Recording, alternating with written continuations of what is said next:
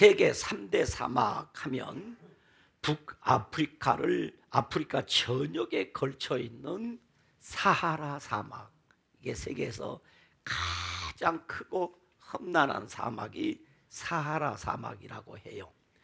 두 번째는 중국과 몽골 사이에 있는 물이 없고 풀이 자라지 않는 거친 땅이라는 몽골 말의 뜻의 고비 사막이 있습니다. 그리고 세 번째는 칠레에 위치한 아타카마 사막, 이 세 사막을 세계 3대 사막이라고 합니다. 사막은 강수량이 부족하기 때문에 아주 건조하죠. 그러니까 태양빛이 쪼이면은 그 사막을 걸어갈 수 없을 정도로 아주 뜨겁지요. 습기가 없으니까. 그런가 하면 낮에는 사람이 감당할 수 없을 만큼 보통 40도 이상 45도 이 정도의 온도가 올라갑니다. 낮에는 이 사막을 걸어갈 수가 없어, 너무 뜨거워서.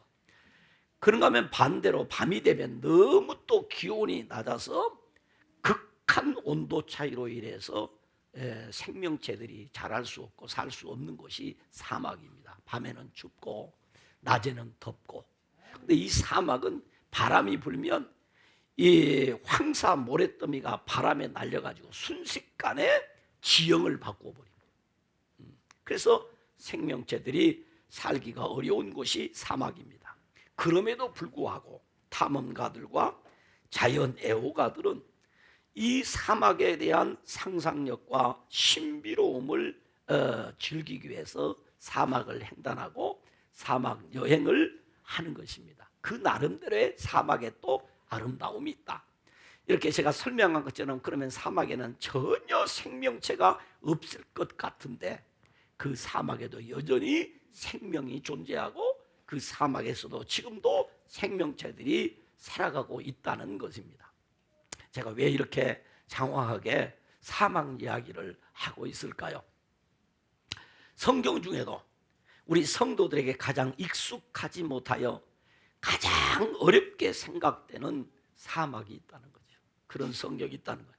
그래서 분명히 성경책 안에 있음에도 불구하고 성도들에게 읽혀지지 아니하고 성도들에게 무관심 속에 있는 성경이 있단 말이에요. 그럼에도 불구하고 우리가 읽지 않고 관심을 갖지 않고 멀리하지만은 그 성경 속에 기독교 신앙과 기독교의 아주 중요한 기초 교리가 매우 중요한 그 내용들이 이 성경 안에 있단 말이에요. 사막이 사람들이 아무나 접근할 수 없지만은 사막에 신비로움이 있고 아름다움이 있듯이 오늘 우리가 잘 읽지 않고 잘 공부하려고 하지 않고 잘 접근하지 않지만은 그 성경 속에 신비로움이 있고 그 성경 속에 아주 중요한 기독교 신앙의 기초 교리가 담겨 있다. 그 성경이 레이기다. 그래서 오죽하면 우리가 성경을 읽다가 첫 번째 만나는 위기가 레이기다.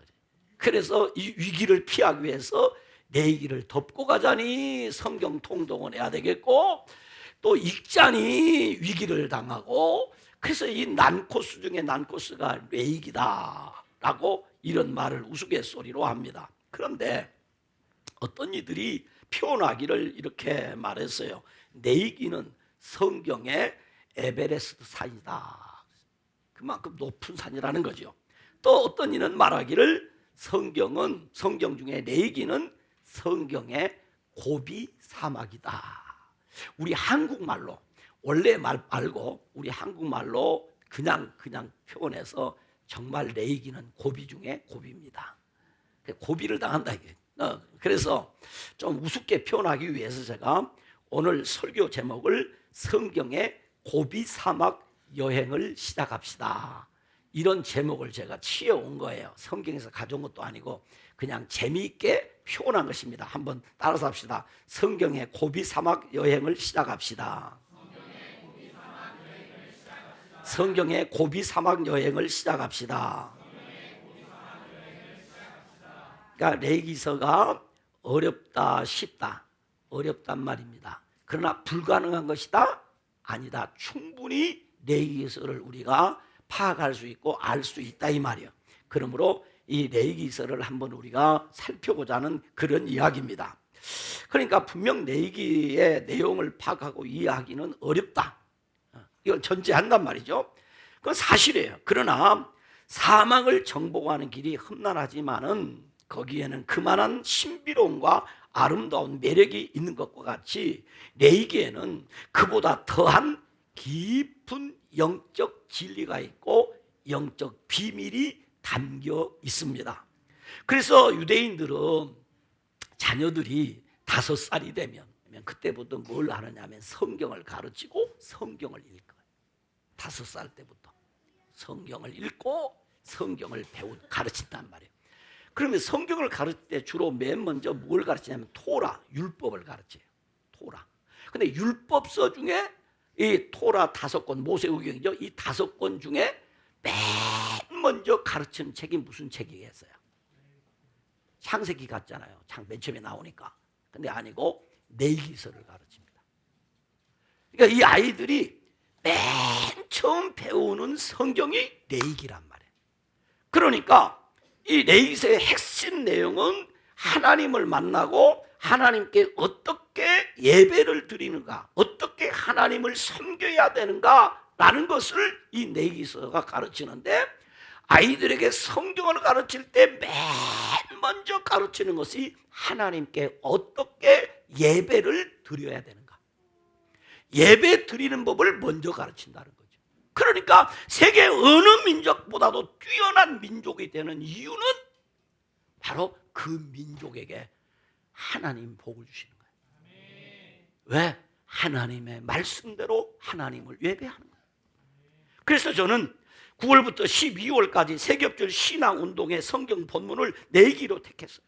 그래서 저와 여러분은 이제 레위기서를 조금씩 읽으면서 새벽과 주일 낮 예배와 또 수요 예배와 주일 3부 예배 시간 들 때마다 저는 계속해서 이제 레위기서를 여러분과 함께 이제 생각하면서 은혜를 나누려고 합니다. 그러므로 이 레위기를 통해서 저와 여러분 모두가 함께 은혜와 복을 받는 시간이 되기를 바랍니다. 물론 중간중간에 어려운 고비도 있을 것입니다. 그래서 고비 사막입니다. 이 고비 사막 우리가 반드시 점령할 수 있습니다. 우리가 미처 알지 못했던 영적 신비로움과 아름다움에 도취하여 레위기 여행에서 큰 은혜와 깨달음이 있게 되기를 주님의 이름으로 축원합니다. 오늘은 레위기 첫 번째 설교로 성경의 고비 사막 여행을 시작합시다 라는 제목으로 레위기의 서론을 살펴보면서 함께 레위기 여행을 시작하려고 합니다. 첫 번째는 레위기가 왜 꼭 필요한가, 레위기서가 꼭 필요한 이유가 무엇인가 하는 것을 생각합니다. 하나님의 말씀의 레위기를 시대에 뒤떨어진 오래된 내용이라고 생각하여 레위기는 구약 시대에나 필요했던 말씀이지 신약 시대는 필요 없는 말씀이다 라는 말을 하시는 분이 있습니다. 정말 말도 안 되는 말을 하신 것입니다. 아닙니다. 여러분, 지금 배울 필요도 없고 배우지도 않는 옛날 교과서를 주면서 공부를 하라고 하는 부모님이 계십니까? 지금 배울 필요도 없고 그리고 배우지도 않는 옛날 교과서, 예를 들어서 여러분 컴퓨터를 배워보시면 다 알지만 이 컴퓨터를 배울 때 제가 맨 처음에 배울 때는 뭘 배웠냐, 인도 도스를 배웠습니다. 도스. 요즘 무슨 말인지 모를까요? 도스가 뭔지. 제가 컴퓨터를 맨 처음 배울 때 도스를 배웠습니다. 컴퓨터를 배우신 거 아죠? 도스. 그래서 컴퓨터 들어가는 것부터 뭐 쳐야 되고 뭐 하는 것. 누가 지금 컴퓨터 배울 때, 우리 아이들이 컴퓨터 배울 때 도스 배우는 아이들이 있습니까? 도스는 이거야 하고 막 가르치는 분이 있습니까? 안 배웁니다. 왜? 배울 필요가 없습니다. 배울 필요가 없어요. 그걸 가르친 사람은 아무도 없단 말이에요. 그렇다면 여러분 한번 생각해 보세요. 천지 만물을 창조하시고 역사를 주관하시고 통치하시는 하나님께서 하나님의 형상을 닮은 하나님의 자녀들에게 계시의 선물로 주신 책이 우리가 가지고 있는 이 성경입니다. 그런데 이 성경 속에 전혀 필요도 없고 앞으로도 사용의 가치가 없는 성경을 넣어가지고 우리에게 이 말씀을 잊게 하고 배우게 할까 이 말이에요. 과연 내기서는 그렇게 필요 없는 책인가 이 말이에요. 아니라는 거죠. 이 내기서도 우리가 분명히 알아야 될 것은 성령의 감동으로 기록된 성경으로 이 내기서를 통해서 우리 하나님 우리에게 교훈하시고 우리를 책망하시고 우리를 바르게 하시고 우리를 의로 교육하게 유익한 하나님의 말씀으로 주신 줄 믿습니다. 그러므로 이 내기서를 좀 우리가 깨닫는 중요한 교리는 구약 성경의 핵심 키워드인 제사장 나라를 관통하여 신약 시대 신약 성경의 키워드인 하나님 나라로 이어주는 매우 중요한 내용이 이 내기서에 담겨 있다 이 말이에요. 그러므로 내기서는 중요하다. 만약에 내기서가 없다면 어떤 일이 벌어질까? 첫째, 첫 번째 대제사장인 아론과 마지막 대제사장인 예수님을 함께 묶어 이해할 수가 없어요. 두 번째는 다니엘이 바벨론의 포로로 잡혀가 바벨론 제국의 이데올로기 교육의 먹잇감이 되어 제사장 나라 법대로 음식을 구별하지 못하고 먹게 되어 제사장 나라 선지자가 될 수 없었습니다. 그러니까 이 다니엘이 어린 아이지만 뭘 잘 알았다? 내기를 잘 알았다. 그러니까 비록 포로로 잡혀갔어도 내기에서 말하는 음식 규례를 철저하게 지켜서 제사장 나라를 그는 지켜냈다 이 말이에요. 얼마나 중요한 책이다 이 말이에요. 그 다음에 세 번째는 예수님께서 나병 환자를 고치시고 제사장에게 가서 보이라고 하신 말씀을 우리는 내기서가 없다면 이해를 할 수가 없어요. 네 번째는 각기 자기 소견대로 살던 사사시대에도 반모퉁이 일부를 남겨두어 고아와 과부와 나그네를 돌보는 제사장 나라법을 지켰던 룻기의 보아스를 우리는 이해할 수 없게 되는 것입니다. 다섯 번째는 예레미야가 제사장 나라법으로 예언한 바벨론 포로 70년, 그러니까 예레미야 70년 예언과 예수님의 새 언약에 대한 예언을, 그 예언의 이유를 우리는 이해할 수 없게 되는 것이다. 그래 내기서가 얼마나 중요한가. 이런 중요성을 이해하고 내기서를 읽고 내기서를 배우면 여러분이 훨씬 성경에 대해서 유식하게 되고 성경을 통해 배우는 은혜가 크게 될 줄로 믿습니다. 그러므로 내기는 하나님께서 우리에게 주신 꼭 필요한 하나님의 말씀입니다. 그럼 내기란 이 말은 무슨 말인가? 내기서의 책 이름에 대한 좀 공부를 하고 우리 기록 목적을 살펴보기로 원합니다. 모세가 내기를 처음 기록할 때 책 이름은 없었습니다. 왜냐하면 책 이름을 붙여놓고 책을 쓴 것이 아니기 때문입니다. 그래서 유대인 학자들은 책 이름이 없으니까 그 책을 어떻게 표현할 길이 없어서 이름을 붙였는데 어떻게 이름을 붙이냐면 대부분 그 유대 학자들은 성경책에 첫 번째 나오는 그 단어를 책 이름으로 사용했습니다. 예를 들면 이 창세기에도 마찬가지 책 이름이 없으니까 이 유대인 학자들이 창세기를 첫 번째 나오는 단어 태초에라는 그 단어 히브리어를 따라서 베레시트라는, 그게 창세기의 이 단어 책 이름이 원래 태초에입니다. 근데 우리는 창세기라고 부르지요. 아니고 원래 제목이 없었는데 유대 학자들이 창세기라는 이 책의 이름을 태초에라는 이름을 붙였다 이 말이에요. 그래서 여러분 그 예를 따른 게 아주 중요한 게 하나 있는데 우리 찬송가에 보면 제목이 전부 어떻게 되어 있습니까? 가사의 첫 소절이죠. 그래서 그거 따른 거예요. 근데 원래 그 지을 때는 시를 쓸 때는 그렇게 안 썼는데 그리 한 거죠. 그걸 따른 거죠. 그렇다면 이 레위기는 어떻게 되는가? 레위기 1장 1절에 보면 이렇게 기록되어 놨습니다. 여호와께서 해막에서 모세를 부르시고 그에게 말씀하여 이르시되 라는 게 1장 1절입니다. 근데 이 말씀을 히브리어 본문, 히브리어 원문을 직역을 하면 이렇게 번역이 됩니다. 그리고 그가 불렀다 모세를, 그가 말했다 여호와가 그에게 해막에서, 이렇게 직역을 하면 번역이 됩니다. 이렇게 직역하면 첫 소절이 뭐냐면 그리고 그가 불렀다. 첫 소절이. 그러니까 내기서에 원래 히브리 학자들이 처음 이름을 붙였을 때는 그리고 그가 부르셨다 이 말이에요. 그러면 히브리어를 저와 여러분이 다 아는 것은 아니니까 제가 히브리어 성경에 보니까 와우라는 그리고라는 단어 글자가 있어요. 와우 그렇고 그러니까 거기다가 바이크라 이렇게 놨어요. 그러니까 이 히브리어 성경에 원래 그 제목은 바이크라입니다. 바이크라, 히브리 말로 바이크라. 그리고 그가 부르셨다. 이게 히브리 뭔가 헬라 이 레이기서의 히브리어 이름이었어요. 그런데 문제가 생겼습니다. BC 333년에 헬라의 알렉산더 대왕이 당시 유럽과 중동 지역을 전부 점령해 버렸습니다. 그리고 이 알렉산더 대왕이 큰 공로를 하나 세웠는데 무슨 공로를 세웠느냐면 자기 모든 점령 국가의 언어를 바꿔버렸어요. 어떻게? 전부 헬라어를 쓰도록 했습니다. 그래서 중동 지역과 그 점령 유럽 지역이 전부 이제 헬라어를 쓰게 됐습니다. 세월이 오래 갑니다. 그러니까 어떤 일이 벌어요? 히브리어를 잃어버리고 헬라어만 알게 됩니다. 그런데 유대인들은 뭘 해야 되느냐?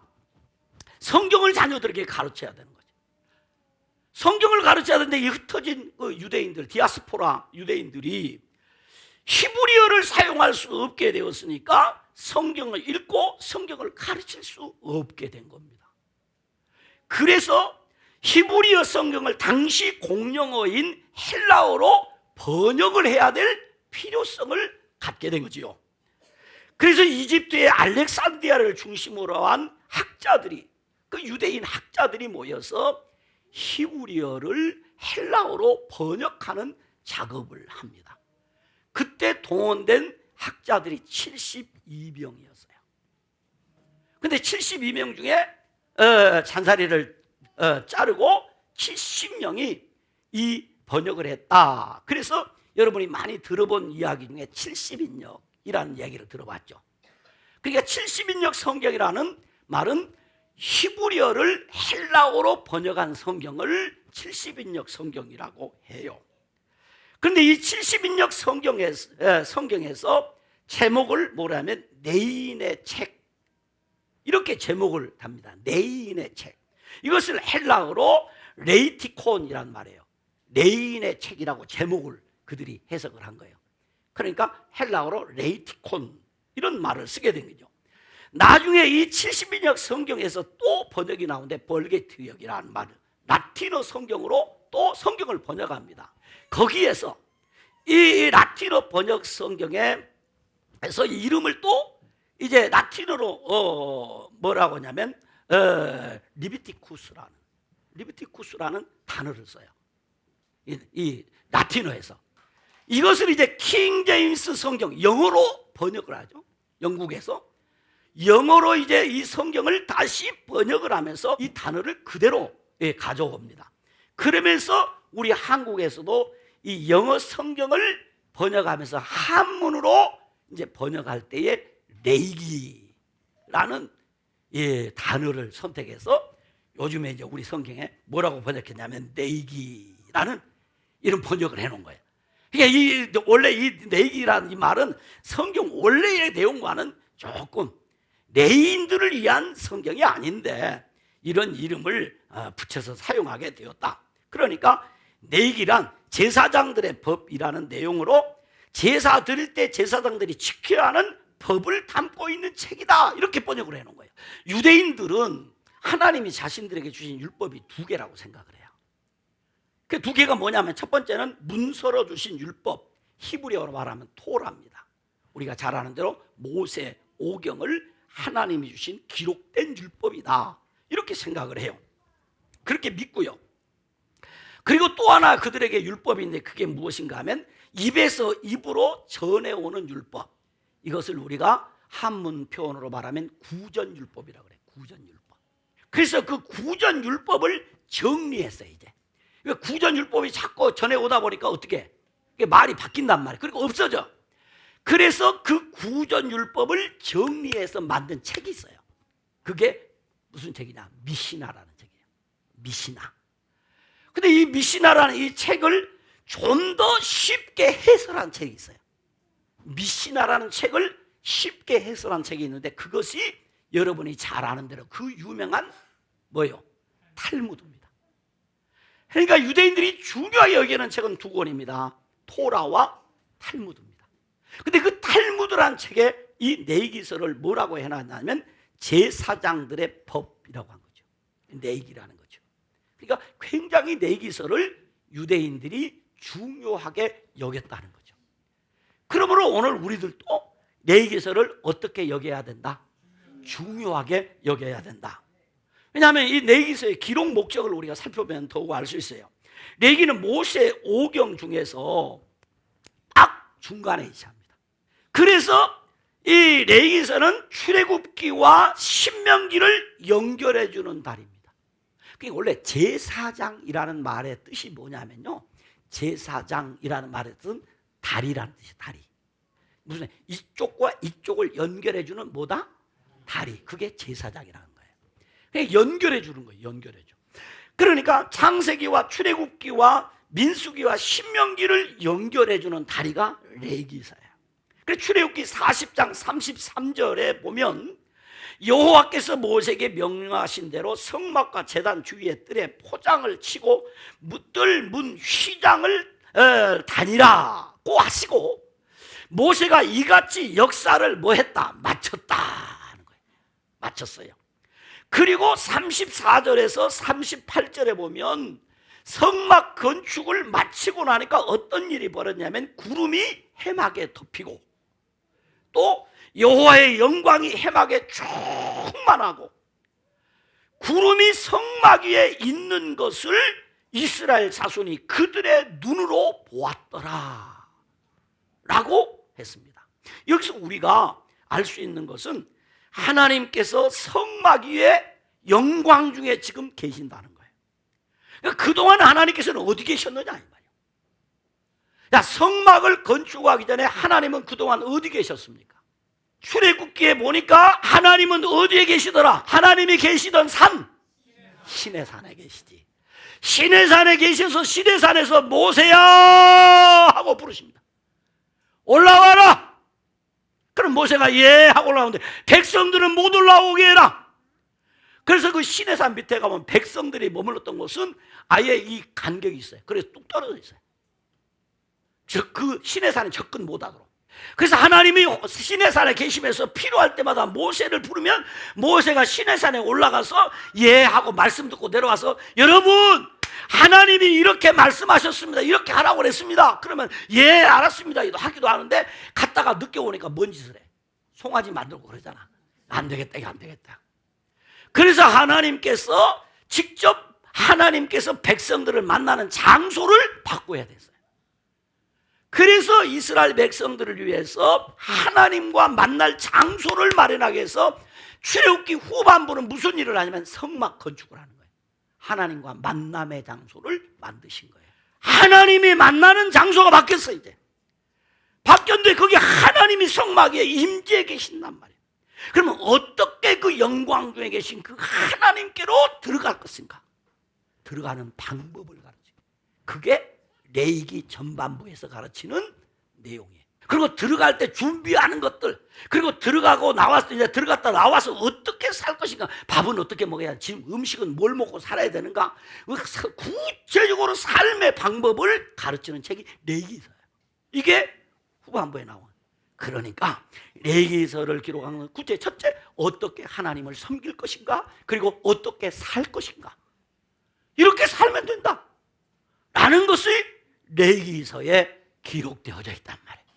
하나님을 만나 하나님과 어떻게 하면 행복하게 살 것인가, 어떻게 하나님과 행복한 삶을 살 수 있을 것인가를 가르쳐주는 성책이 레위기서. 이것을 우리로 하여금 알게 하기 위해서 이 레위기서를 기록해 주었단 말이에요. 이것이 발전되어서 어떻게 하냐면 하나님은 백성들 가운데 가까이 함께 거하시기를 원하신단 말이에요. 그것을 이제 우리 하나님이 구체적으로 성취해 가면서 어떻게 하면 그 하나님이 우리 사람 가운데 오시는데, 이번에는 어떻게 오시느냐? 사람의 몸을 입고 오셨다는 거죠. 그래서 우리 가운데 임마누엘 하시는 거예요. 그러니까 성막에 임재하신 그 하나님은 누구냐? 임마누엘, 누구다? 예수님이시다. 임마누엘 예수님께서 그것도 모자라서 이번에는 어떻게 하시냐, 그 하나님이 어떻게 하냐면 성령으로 말씀으로 우리 속에 들어와 계세요.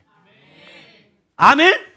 그래서 사도 바울은 그 모든 표현과 신앙을 담아서 그가 표현한 것이 뭐냐면 그리스도 안에서, 그리스도 안에서, 바로 그 그리스도 안에 사는 그 출발점이 내기에서 출발하는 거죠. 우리는 어디서 살아야 되느냐? 그리스도 안에서 살아야 된다.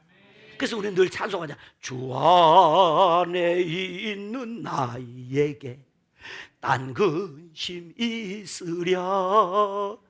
아멘. 그 안에 살 때만이 뭐가 없다? 근심도 없다, 염려도 없다, 두려움도 없다. 할렐루야.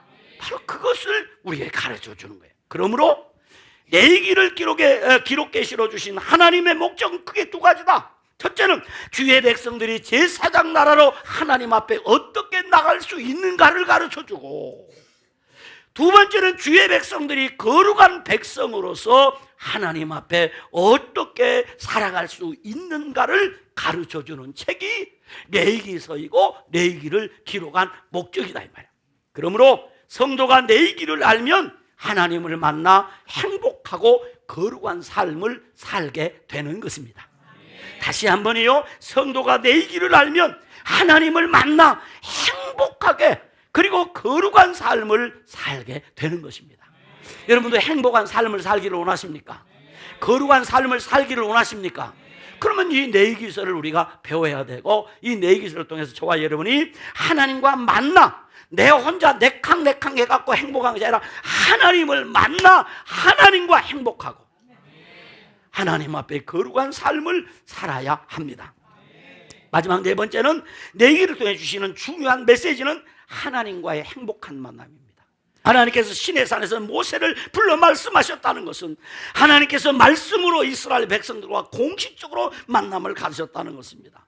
그런데 이제 그 만남의 장소가 성막이라고 했습니다. 그래서 출애굽기에 보면 출애굽기 25장 22절에 거기서 내가 너와 뭐하고 만나고, 29장 42절은 내가 거기서 너희와 만나고 내게 말하리라고 했어요. 그리고 출애굽기 25장 8절은 내가 그들 중에 거할 성소, 성막이란 말이에요. 거기 것이다. 그러므로 제사장 나라 거룩한 백성들의 하나님과의 만남은 그것이 구원이요, 그것이 행복이요, 그것이 축복이요, 그것이 천국인 줄로 믿으시기를 바랍니다. 그런데 레위기 이전에는 하나님과 만남이 특별한 사람에게만 주어졌어요. 레위기 이전에는 특별한 사람에게 특별한 방식으로만 이 만남이 이루어졌어요. 예를 들어서 아브라함이 하나님을 만났습니다. 이삭이 하나님을 만났습니다. 야곱이 하나님을 만났습니다. 요셉이 하나님과 늘 동행했습니다. 그런데 한 번도 아브라함이, 이삭이, 야곱이, 요셉이 하나님을 찾아간 적이 없습니다. 찾아간 적이 없어요. 어디 가서 만나야 되냐. 근데 그때마다 하나님의 필요에 의해서 하나님이 아브라함에게 나타나셨고, 하나님이 이삭에게 나타나셨고, 하나님이 야곱에게 나타나셨고, 하나님이 요셉에게 나타나셔서 말씀하셨어요. 하나님은 우리와 인격적으로 만나기를 원하시는 겁니다. 그래서 그 하나님 우리와 인격적으로 만나기 위해서 마련된 곳이 성막이요, 인격적으로 만나기 위해서 주신 것이 제사요, 인격적으로 만나기 위해서 우리에게 주신 것이 무엇인가 하면 예배입니다. 예배를 통해서 하나님을 만나는 것이죠. 그래서 그 예배를 통해서 만나야 되는데 하나님과 만남이 없으니까 이스라엘 백성이 430년 동안 애굽에서 종살이 할 때에도 하나님이 이스라엘 백성을 만나지 못한 거예요. 그러니까 하나님께서 이스라엘 백성들에게 너희가 이 애굽 종되었던 자리에서 나와서 하나님이 젖과 꿀이 흐르는 땅으로 인도하리라 하는 이 약속의 말씀이 백성들이 믿을 수가 없어. 이것은 옛날에 하나님이라는 분이 우리에게 주신 이야기야, 전설처럼 전해지고 오는 이야기로 변질돼 버렸어요. 그래 백성들이 모세가 하나님 만나고서 하나님 만났는데 하나님이 이러더라. 에이, 누가 그걸 증명합니까? 못 믿겠습니다. 당연하지. 왜? 전설인데. 안 된단 말이에요. 그래서 하나님이 말씀이 육신이 되어 우리 가운데 오심에 우리가 그의 영광을 보니 은혜와 진리가 충만한 거예요. 하나님을 만나야 은혜가 있고 거기에 진리가 있고 거기에 길이 있고 거기에 생명이 있단 말이에요. 그것이 무엇이냐? 바로 구약에는 제사였고 신약에는 예배입니다. 그러므로 예배는 축복이요 행복입니다. 구약시대의 성막에서 하나님을 만나는 것이 은혜고 축복이었다면 신약시대는 예배가, 오늘 저와 여러분이 드리는 예배가 하나님 앞에서 은혜고 축복이고 행복이고 기쁨인 줄로 믿으시기 바랍니다. 그런데 신약시대는 누구든지 주의 이름을 부르는 자는 다 구원을 얻습니다. 누구든지 주의 이름을 부르는 자는 구원을 얻습니다. 구약 성경에는 반드시 제사장을 통해서 가야만 했지만은 신약시대는 우리의 영원하고 완전한 희생 제물이 되신 예수 그리스도께서 십자가의 단번에 희생 제물이 되셔서 죽으심으로 말미암아 누구든지 언제든지 예수 그리스도를 구주로 믿는 사람은 말씀과 성령을 힘입어 찬양하고 기도할 때마다 예배하는 자리마다 나오기만 하면 하나님을 만날 수 있습니다. 하나님과 교제할 수 있습니다. 하나님과 사귈 수 있습니다. 그러므로 예배는 축복이요 행복입니다. 참된 예배를 통해서 하나님과의 행복한 만남, 거룩한 만남, 은혜가 충만한 만남을 매일매일 누리는 행복한 예배자가 되시기를 주님의 이름으로 축원합니다. 기도하십니다. 하나님 아버지 고맙고 감사합니다. 우리에게 이렇게 행복한 신앙생활을 할 수 있게 해주셔서 감사합니다. 행복한 만남을 가질 수 있게 해주셔서 감사합니다. 아버지 하나님, 예배를 통해서 하나님을 만나고 예배를 통해서 하나님이 우리를 위해 준비한 축복과 행복을 마음껏 누리는 행복한 예배자로서의 삶을 살게 하여 주시옵소서. 예수님 이름으로 기도드리옵나이다. 아멘.